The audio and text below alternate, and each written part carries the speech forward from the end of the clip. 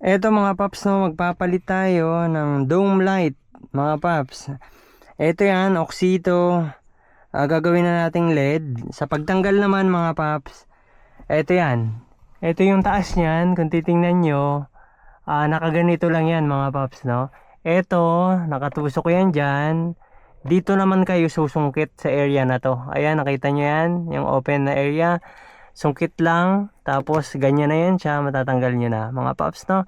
Ito naman sa pagtanggal nito, ingat lang kayo, baka kasi pumasok yan, no. Ganito lang gagawin natin, nakikita nyo yan. Ito push nyo lang pag ganito. Ito mga paps, no, after nyo matanggal to, ito lang yan, push nyo lang to, tapos matatanggal nyo na to mga paps, no. Saka nyo may install yan. Ito na yan, LED na. Ito umiinit din to mga paps. Ingat kayo ha, kapag nabuksan nyo yung ilaw, huwag nyo basta to kakapitan. Mainit. Ito, LED light na yan. Buksan natin, testing. Ayan, maliwanag na mga paps, no. Fuse Gen 2 to.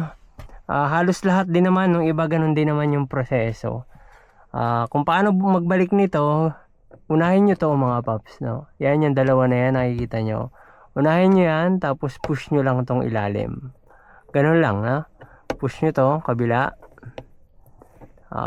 Eto, push lang. Eto mga paps, no, kung paano magbalik, push lang, no. Unahin nyo to sa ibabaw, tapos push nyo yung ilalim, kabila, ganun din. Ayan, okay na mga paps, no. Testing. Eto, ganyan siya kaliwanag. Off. Ito yung nasa door natin. Ayan. Kapag naka-on siya, ganyan siya mga paps, no. Maliwanag, no mga paps. Matetest natin yan, tingnan natin kapag gabi. Alright mga paps, no. Ito lang yan, ang nilagay natin. Oxito ang nilagay natin dito. Same dito sa unahan. LED na rin nilagay natin mga paps. Alright. Link nasa box lang ang link niyan mga paps, no. May na order online. Hindi na iinit to kahit na matagal nakabukas. Ano po? Alright.